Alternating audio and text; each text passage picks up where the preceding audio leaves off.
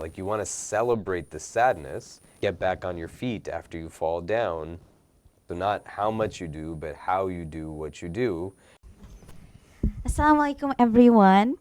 Welcome back to the second episode of GRAD-ITUDE, the place where we explore the joy and challenges of being grad Muslim students. And I'm your host, Jinan Talita, an MBA Luxury and Retail student at NYU. And And I'm Ibrahim, everyone. Assalamu alaikum. Alhamdulillah, we are so excited to be here again, and inshallah, we're looking forward to our guest, Imam Khalid. Yeah, thanks for having me, guys. Assalamu alaikum. Thanks. thank you. So, as Ramadan is a time of transformation, okay, you see people, being more religious and people being more pious. So, my question is, like, does it continue after Ramadan? You know, the idea of certain rituals in our religious tradition being indicative of change or acceptance, so to speak. Like, how do I know something worked well? How do I know Allah accepted it? One of the metrics of assessment is if you're different after than how you entered into it. A challenge that I think comes up that I'm comfortable generalizing is after the fact, people will say, well, that was because it was only Ramadan. And the intentionality of the language becomes very pejorative and negative, as if they were defeated. But, you know, that's like saying I lost weight because I was dieting, or I, got muscles because I, started to lift weights. I mean, but that's the whole idea of the exercise. It's supposed to yield what consequently it is. So Ramadan is supposed to yield certain things. What ends up happening post-Ramadan is in the immediate, we start to get bombarded again by adversarial elements that don't want us to succeed, right? Like shaitan starts to whisper to us, the nafs was pushed down for so long and now it wants to be in charge again. And it makes us believe that if we don't have the most grand changes, then suddenly there wasn't anything that was there. But even if there's just gradual change and progression, if you move this much every day for a month or a year, eventually it's going to turn into this. But many people think if this isn't what it is every single day, then I've somehow failed, And we likely aren't even paying attention to a lot of the things that we've actually grown or changed through. And then we retreat because we start to become very self-deprecating, I think the other thing that goes to it is a lot of people think about change only in terms of what is outward or external or tangible, and not about things like patience or self-control and self-restraint, kindness, generosity, compassion. And these are a lot of things that you can gain: self-discipline, contentment, balance, and those intangibles that are that much more important because at some point the fast, isn't just about the physical, it's about some of the metaphysical. We know that Imam Khalid is the Executive Director and the Chaplain of ICNYU. It looks like you're loved by many people and is always surrounded with people. So I want to ask more of a personal questions. Personally, for me, it's my first time having Ramadan away from home and away from family. So have you had the same experience where you're away from home, and how was it for you? Well, growing up, I was born in a Muslim family, and I think some people would have similar experiences. I would wake up because my mother would come wake me up, my father would come wake me up. My mom had been up earlier than all of us, and she was making food for everybody. After we had eaten, she would clean up stuff. We would pray. They would then read Quran. When I first moved out of my parents' home to go to university, I had to just figure out how to do all those things on my own. I get what you mean. Yeah, and it was like crazy, Yes. man. And I appreciate my mother so much more because I had to, wake up and figure out like what to eat and what to make, and I'm half asleep. Yes. So it's very different. Yeah, you'd want to distill why, right? Yes. Emotional intelligence isn't built on the idea that you either have intelligence or you don't. It's not in these absolutes. I'm either emotionally intelligent or I'm unintelligent. Yeah. But a part of emotional intelligence is that I don't know everything about myself. I still have things to learn about me, and I also, need to accurately name things, right? So feelings aren't usually only experienced individually, but kind of in combination. You can feel sad and hurt and angry and upset all at the same time. But the self-talk is going to make one feel more pronounced and prevalent. And I would say in the instance of people feeling lonely or alone in Ramadan, Allah make it easy. It's a very real thing, especially in New York, which is already a very lonely city. If you don't have community or friends or people around you, it can feel very distant. A subset to, I think, the feeling is also like a new environment and a new experience, and being able to adapt and be versatile, and the unfamiliarity of how to creates now a sense of anxiety that arises, that innately we want to name the feeling so that we can solve for it, so we don't feel it anymore. And I'm not saying the loneliness isn't there, it definitely is. Yes. But when you might assume it's the only thing, versus I, don't know how to wake up before Fajr, right? I don't know how to cook for myself. I'm not used to like eating suhoor alone. I'm, not used to like fasting during my classes. I don't know how to tell my professor I want to pray, and all these other variables that are unfamiliar. What I'm really saying is like, what exactly? And what Allah brings us to is an opportunity for self-growth and self-actualization that enables us to see that we do actually have capacity to adapt and we can function well, whether we're surrounded by familiarity or what is currently unfamiliar and will eventually become familiar. The complexity isn't that it's difficult to understand, but it's multifaceted, right? Like I'm feeling a lot of different things. And if I keep telling myself I'm lonely, I'm lonely, I'm lonely, that's going to be the one I feel the most, right? Versus like, I'm worried, I'm hungry, I'm exhausted, I'm tired, I'm stressed. And all of those things have different strategies for solution. Do you see? Yes. Makes sense.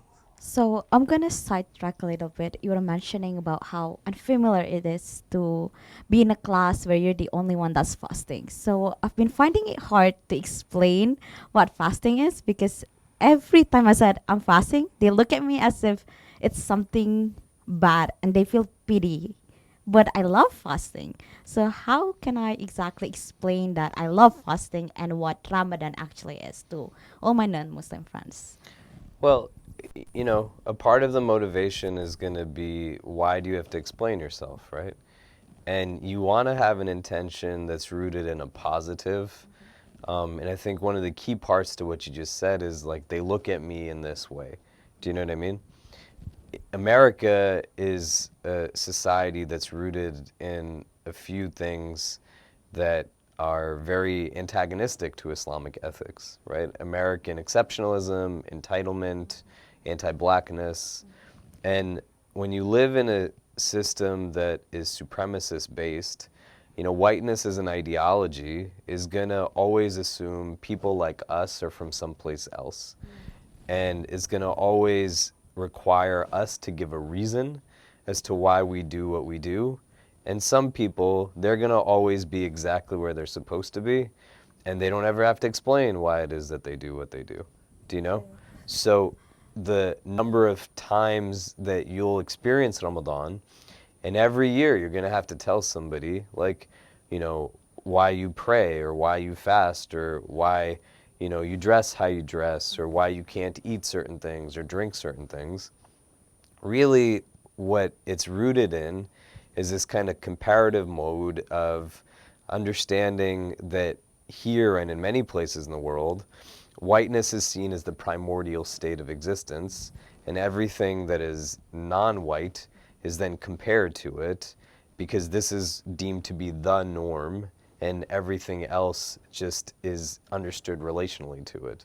And when you go to institutions that were built on these kind of principles, it's just going to permeate in every single place. And that's why you want to have like friends and community and family, because it's hard enough to deal with that.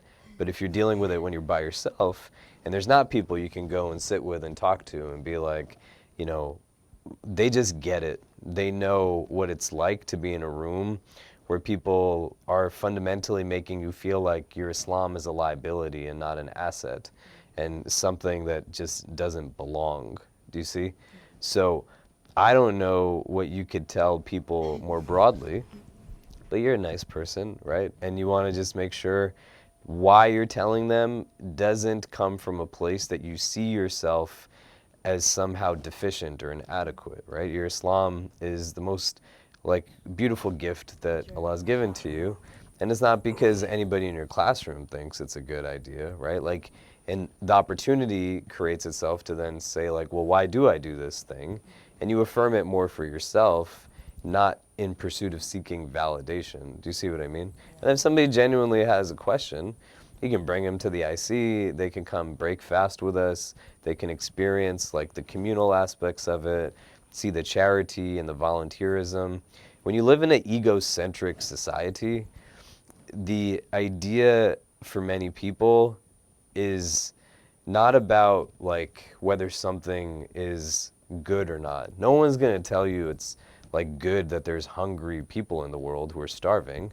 But when you then ask them, well, why don't we give them food? That's where the hesitation comes in, right? People are going to not understand, like, why would you go visit a sick kid in the hospital? Why would you like give the money that you earned in charity? The ethical imperative is different between like some of the people in your classroom and yourself. And you don't want to see that there's doubt within you. Like you're actually doing a good thing. They're just in a place where their assumption is going to be rooted in a materialistic secularity that advances people based off of a willingness to compromise on ethics, not uphold ethics. Do you see? That's beautiful. So, as you mentioned, like there are struggles that come with Ramadan. Some of our students are like, I have Taraweeh, I have class, which do I prioritize? It's going to vary from person to person, right? And time management is essentially self-management. That's what you're doing when you're managing time. You're learning how to manage yourself. I would say to people, if they want, like, we can have one-on-one conversations. I can help them structure their day. I have to do a lot in the course of a day, but it's not something that is without my own self-care, do you know? And as we move into different phases of life, the recognition is a willingness to be malleable. The balance isn't just about time management from the standpoint of I'm going to do this much for this many hours, but the whole idea is self-awareness and self-actualization. So you start to think a little bit better about like what you're eating and how you eat and how that impacts your sleep.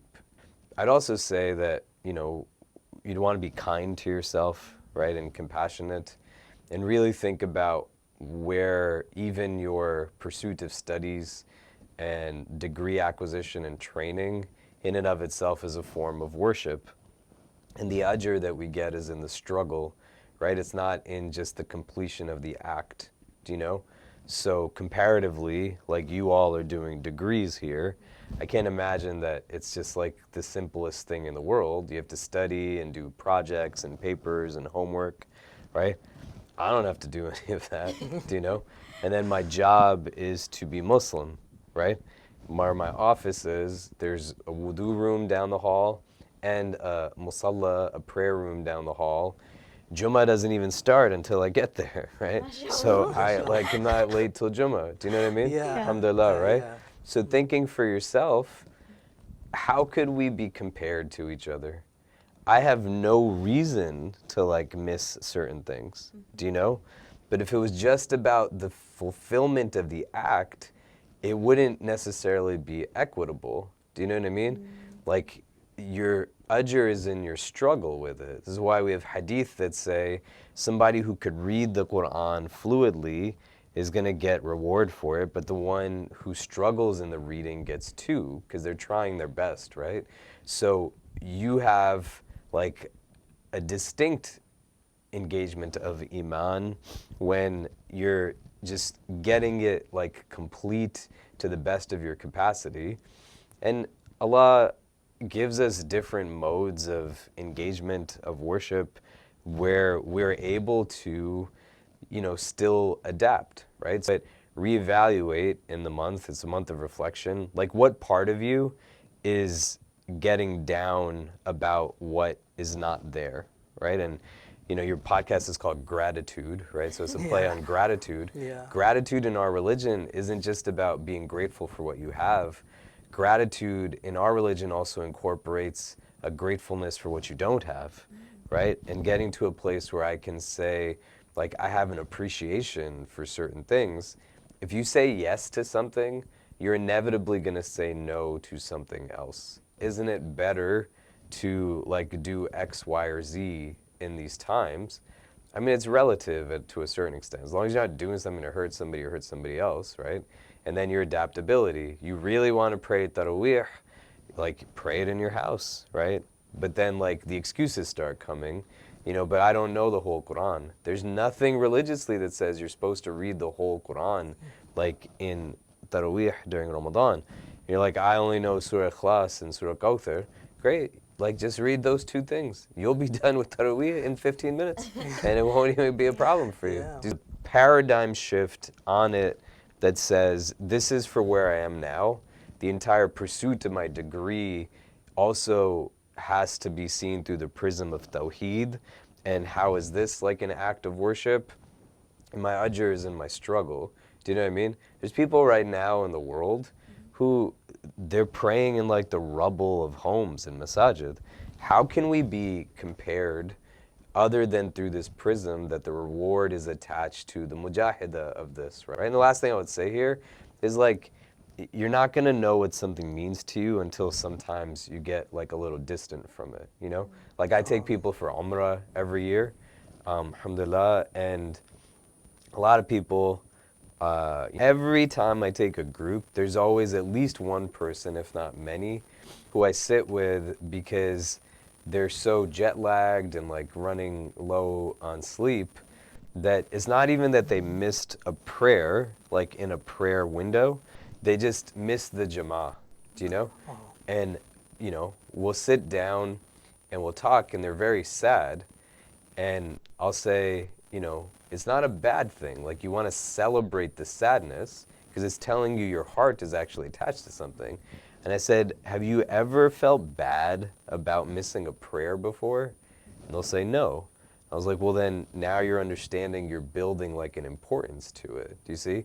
That's what gratitude is. Sometimes we take certain things for granted, and it's like, man, I didn't know that this would be this hard. Well, like, you have the capacity to do it, and you got to believe that. And 2, like, understand then that its appreciation is stemming from, now I don't have it with as ease of an access as I did before. Do you see what I mean?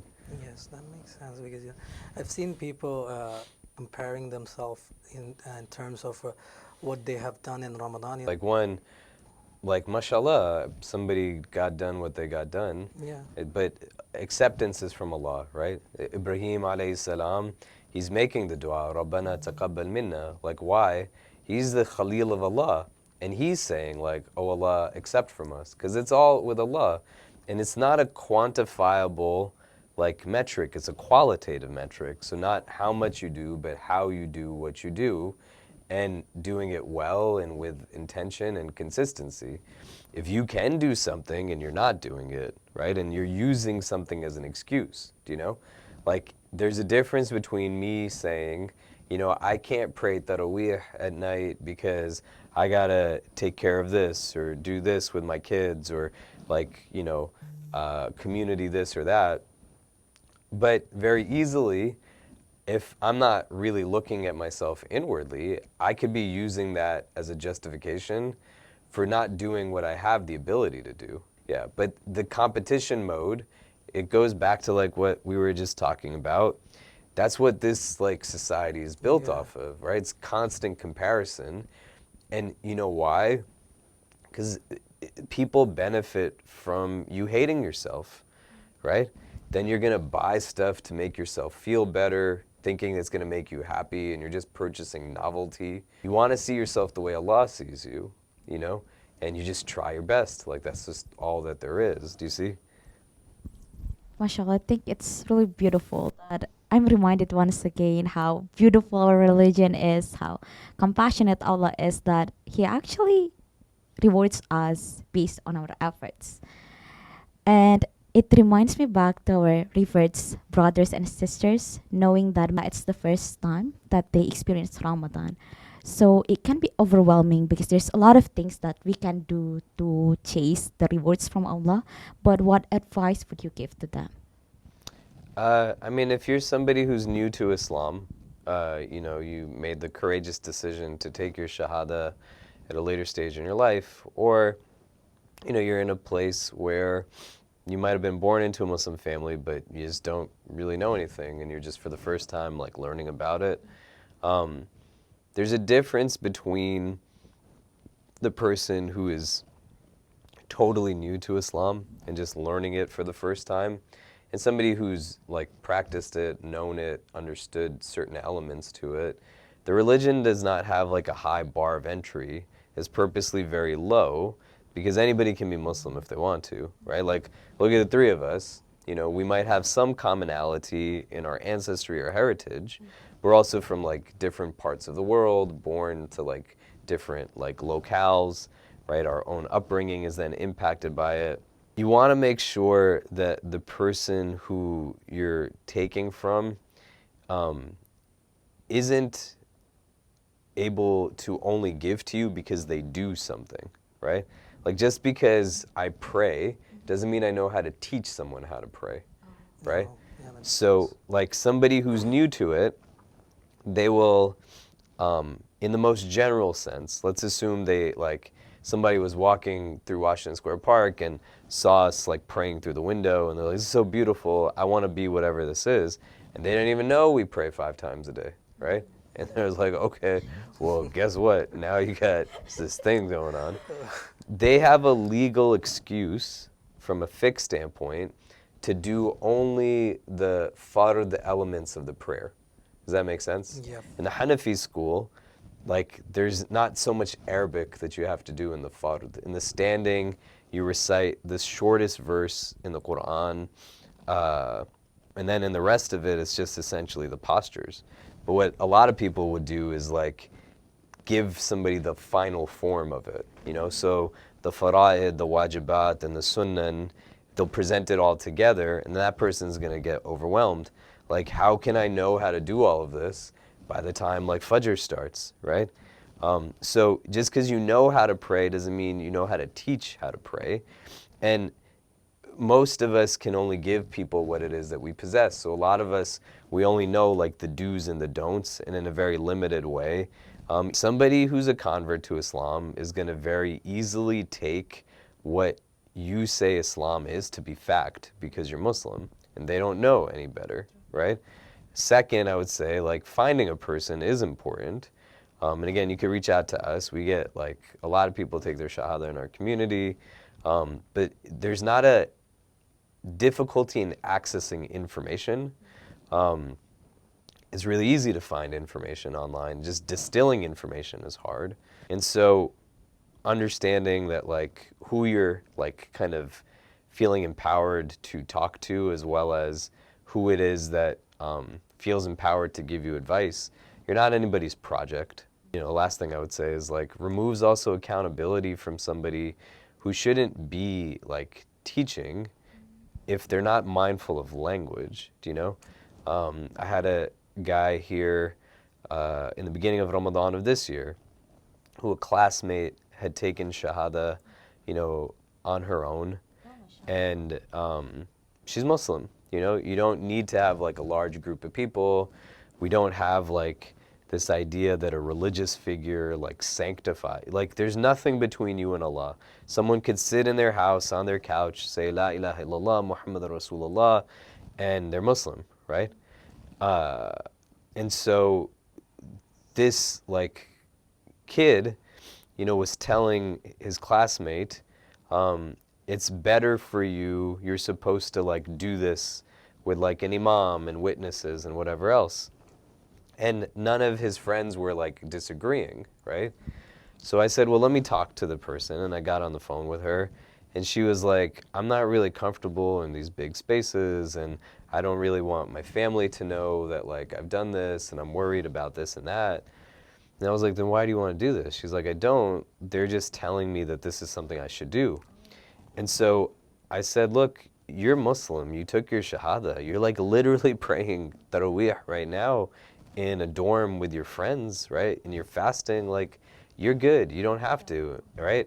But then I took that guy aside and I was like, hey man, aside from anything else, you're making this person believe something is fard that's not.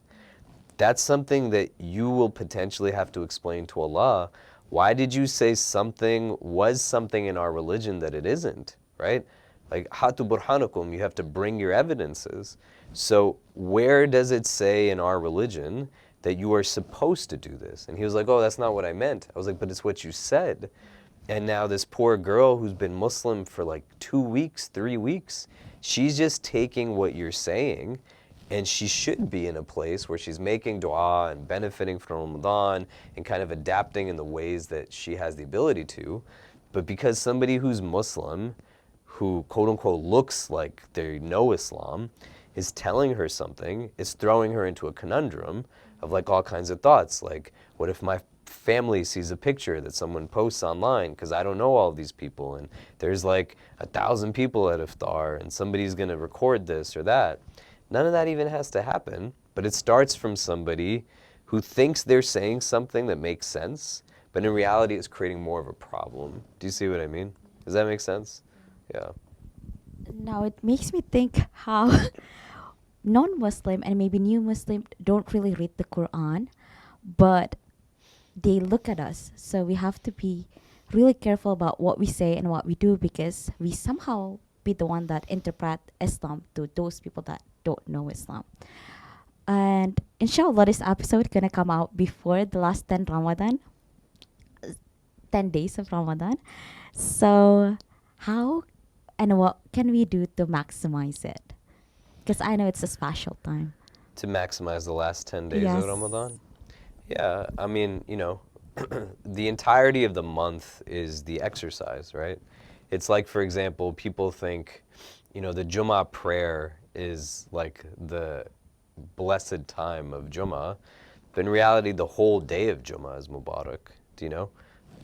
And so you want to see like how the first 10 days of Ramadan inform like the last 10 days, and where the exercises of like consuming Quran, like fasting in a way that's not about emptying your stomach, but about filling your heart, right? And getting to a place where you're anticipating it.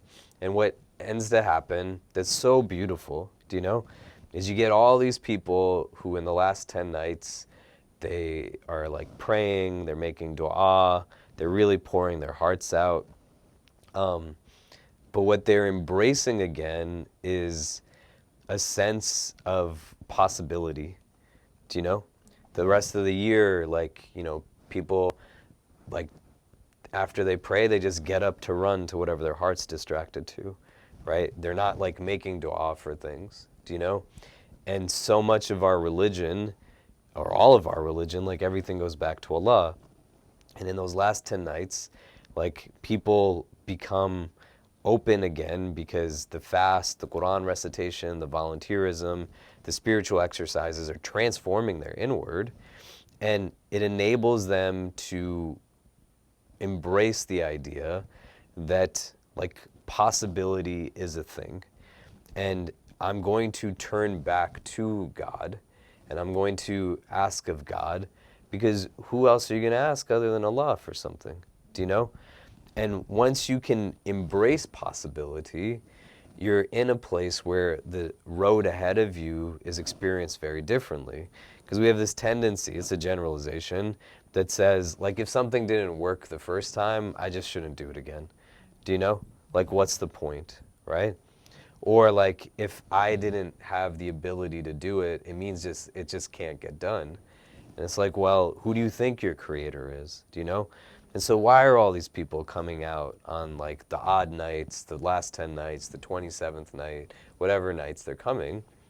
It's because they're embracing that idea again, that like things can be possible, do you know? And I would say in that vein, like if you're going to get ready for the last 10 days of Ramadan, you know, you want to try to allocate a little bit of the night to like prayer and dua.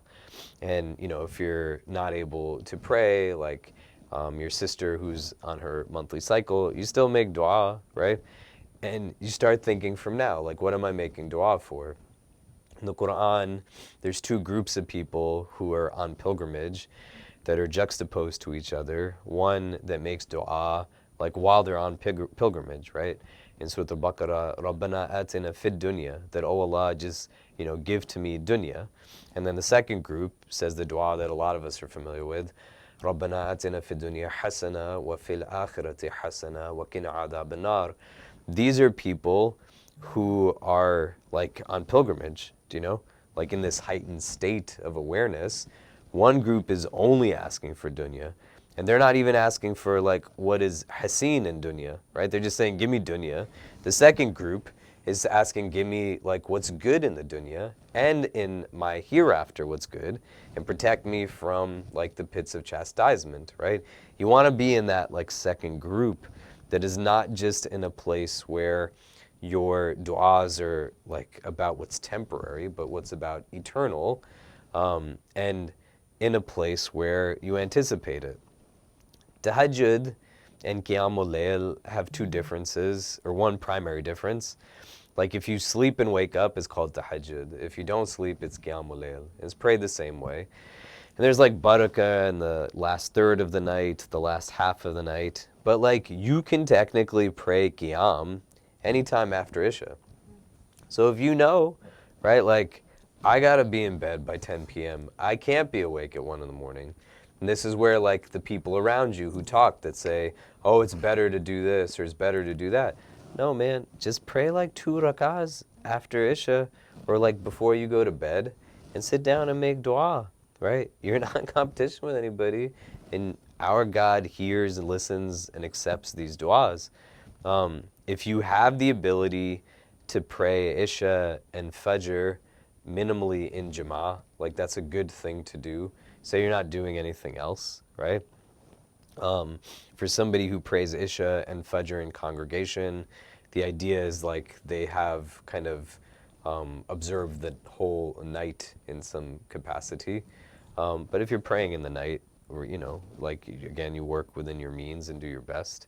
For our students also, what's unique is that this year's last 10 nights are gonna coincide with spring break. Yes, You know, alhamdulillah, yeah. So, you know, you can plan a little differently, right? But like, you don't want to beat yourself up now. And for those of you who have the ability to do like a day or even a full 10 days of i'tikaf, like a spiritual retreat to the masjid, it can be a really great experience. I did my undergrad here, and the year 2000 was my first year, right? So 25 years ago. I don't know if you guys were alive 25 years ago or not. Yeah. Alhamdulillah, we're Were, alive. were you were, yeah? How Yeah. old were you 25 years One. ago? You were one? How old were you? You were 1 years Same, old. same. Yeah, great. So, you know, I was 18, and Ramadan was in December that year, right? So, the winter holiday break was after, was around the last 10 days of Ramadan. And I finished my final exams, and then I just went straight to the masjid. And it was one of the most beautiful experiences. I mean, because really Ramadan is about consumption regulation, And it's not just about food or drink, but also like you consume with your eyes and your ears and all sensory perception. And you're in the masjid, in this spiritual retreat, you're just consuming goodness, you know? Like you're hearing Quran, people are making iftar and suhoor for you. You could just sleep in the masjid for those days and it's still ibadah, it's worship. But you're also not hearing certain things. You're not hearing people be like racist or arrogant or gossiping or yelling and fighting and screaming. And, you know, I went into the masjid. It was also nice because it was a break. There was a lot of young people there, right? And when I left at the end of Ramadan, you know, I walked into this parking lot that I had gone into for years of my life at this local masjid near where my family lived. But everything just felt different, you know? And then my parents took me to get something to eat. And I heard somebody like yelling at someone. And I can still like describe to you what the piercing feeling was inside, right? Because I hadn't heard anybody like yell at someone like that for so long, you know? And you can really then understand like the impact of some of these things that we become numb to, but just because we're numb to it doesn't mean that it's actually not doing something, right? And hadith, when the Prophet comes to tell people about Laylatul Qadr, there's two people in the group that are arguing, and he says because of their arguments, like the knowledge was lifted, right? Like the negativity bears impact now and creates like consequently these things. This is why he says, look for it in the last like 10 nights. So, you know, if you can plan strategically, like how you would use those. And it doesn't mean like, you know, if you're not in the masjid, you're doing something wrong, but you have a spring break, like use it to the best of your ability, do you know?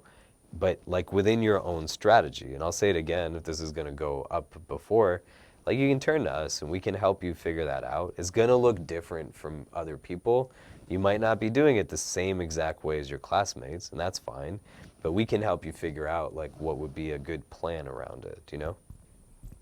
So, inshallah, I do want to plan and do itikaf, and maybe a lot of people want to do it, and it's gonna be their first time.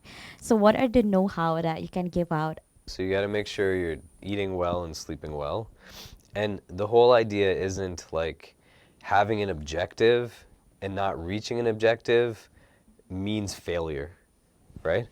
Like having an objective and an aspiration is great. And if you didn't meet it fully, you just get up and you try again. And you try to really understand that there's a learning through that. Do you know?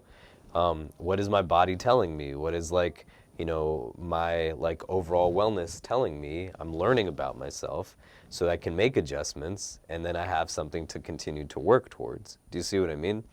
But that recognition that in anything, right? This is hadith, right? The affair of the believer is unique. When, you know, difficulty befalls them, they patiently persevere and there's good in that. When something good happens, they praise Allah and there's good in that, right? But like the frame of it is going to tell me what's going on in my heart. Do you know what I mean? So if you have this goal that says, I want to stay up every night for 10 nights in a row, right? That's the goal, inshallah. Do you know what I mean? But I would tell you, like, why is that your specific goal? Have you ever done that in your life before? Do you know? And like, understand if you don't meet it, not from a lack of trying, are you gonna hate on yourself, right? And why? Like, why is that the consequence? Do you know? If I only ran a marathon to win, and then I lose, and I tell myself I'm the worst thing in the world, then like shaitan got me. Do you know what I mean? Right? Like, why is that my mindset? Do you know? I'm trying to just be the best version of me. And even in seeing where I don't meet an objective, I have to like sit in a balanced state of contemplation and think out like, okay, well, what happened there that's making this like a little bit tough? Do you know? And it's a learning opportunity more than anything. Do you see what I mean? Yeah. But when you're like beat down from day one that says like, you know, I got an A on my exam. Why didn't you get an A plus, right? Do you know? Who's like validating, like celebrating your achievements, teaching you how to like get back on your feet after you fall down, or giving like an insight of like what's being reasonable. I mean, when I did etikaf, I tried to stay up at night and pray, and I was really tired, right? I was 18, I just came out of exams, and I remember one night we were praying tahajjud, and like I practice Hanafi fiqh for the most part, right? So Hanafi fiqh, like you put your hands below your navel and like, you know, 3 fingers like wrap around your wrist, Yes. etc., right? In the Maliki school, you put your hands on the side. Do you know? I was so tired, I couldn't even hold my hands up, like at some point. So I just like put my hands to the side because I was exhausted. Do you know? But you're exhausting yourself in pursuit of something. What's the objective through the exhaustion, right? And then how do I learn? And I was 18. I wasn't 42, right? So I woke up the next morning and I was like, I've never felt tired praying before, Yeah. right? Like, what does that mean? And how do I understand some of that? But what was adding to my exhaustion wasn't like a rhetoric of like, you know, I'm the worst and I'm not good at this or that, whatever. Essentially, the masjid I was sleeping in, the area the men were in, I was sleeping near like a window. And most people were sleeping over here. And I had developed like a small cold. And now that I think about it, this then isn't the first time I've been sick in Ramadan. Because I remember I was holding a cup in my hand and spitting into it because of the amount of phlegm I was producing. But I caught a cold because I was sleeping near this window and it was freezing. And all I had to do was like over here at the side of the masjid, there was no like, this is where like all the heat was, right? So had I just not slept here and slept here, like it maybe wouldn't have given me like a cold, Yeah. do you see? And then it like all of me is connected to the rest of me. So now I'm trying to stay awake while I have a cold that I'm fighting. But it's a lot different being like, oh, like, you know, it's because I was sleeping next to this thing that gave me a cold. And then the guy that I was sleeping next to, I think, was also sick. Versus like, there's no point to any of this because I couldn't like, you know, keep my arms up. It means like I'm a weak human being, right? The actual truth is like, yes, I am weak, right? And I was weakened because I wasn't well. Do you see what I mean? Yeah. But then the hadith is empowering because it's like, you know, even a prick from a thorn like is an expiation of misdeeds, right? So inshallah, like the illness, the exhaustion, these are modes of purification. Do you see? Yeah. MashaAllah, it's really insightful about what you've said, and it makes me think that some people are unable to fast during Ramadan, and they say, how can we make it up? If someone can't fast temporarily versus can't fast forever, there's like different expiations for that. In the Hanafi school, if you can't fast now, but you can fast like at a different time, then you just make up the fasts. If somebody has a chronic condition that prevents them from fasting, then there's a fidya, like you're paying for 2 meals for one person for 30 days, or 1 meal for 2 people, like for 30 days. But you know, more so, you think about people, pregnant women, nursing women, people with mental wellness conditions like body image issues, eating disorders, the elderly, you know, people who are diabetic. There's all kinds of scenarios where someone just simply cannot fast. I would say that that person is likely a stronger person than most people because they're in a place where like everybody around them is doing something and the discourse is so heavily kind of connected to fasting that they feel as if, you know, there's something wrong with me or I'm missing something, you know, in some way. And what our tradition teaches us is like Allah rewards for your intention. Like you want it, like you get the ajr for it. And you can validate that person's feeling. And if you have a conversation with someone who's not able to fast, you'd really want to have it with them individually. So someone comes and they're like, I'm really down that I'm fasting. They might not want a solution. They just want somebody to affirm that this is tough. And you can be like, yeah, that's really hard. You know, I can't imagine what that feels like, right? Let them just let it out, and you hold it for them so they're not holding it by themselves. If they're actually looking for some kind of like instruction or guidance, it's going to be varied from person to person.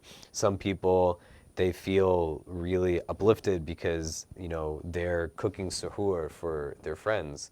Some people, like the same, they're making iftar and they're helping people break their fast. Some will focus on Quran, some on acts of charity, some like prayer in the night. Some will do a combination of all those things. If you are somebody who knows someone is not able to fast, and you know, you can add to your own Ramadan by being recipient of their kind of acts of goodness, right? So like if I have a friend who can't fast and is like, what's the point of me, you know, et cetera, et cetera. And it's like, I'm gonna, you know, have an option of accepting an invitation to an iftar that he cooked. And I could be like, you know, I'm super busy, right? Or I could say, like, hey, that iftar probably means something different to this person than other people. It's probably really important to go there so that they feel like they're actually kind of engaged in something principally. And this is my favorite question actually to ask everyone. I wonder, what is your favorite ayah in the Quran, and why is that your favorite one? You know, people ask this question, and I don't really know how to answer it because I've never really thought about like a favorite verse in the Quran as such. If you really sit with any verse and you do real tadabbur on it, like reflection that's not in a vacuum, but like, how is this relevant to me? Like, you can gain from it so deeply. That's beautiful, which means like every ayah is probably your favorite ayah. Yeah, I mean, Yeah. well, you know, you're connecting to things that are eternal, right? And like a frame, the Quran as a text is very conscious of itself. So I don't have to believe it for it to be true, but you know, it's a book that's a healing, it's a guidance, it's a mercy, and what's like the idea? Do I take it as an entire philosophy of life? And you can know like a handful of verses and still see life through the prism of those verses. But, you know, I'm not trying to like deconstruct it, but I think like, you know, why is something somebody's favorite verse of Quran, right? Like, what is it that makes it that for them? Like, is it the meaning of it? Does it give them hope? Does it like bring them to a place of reality?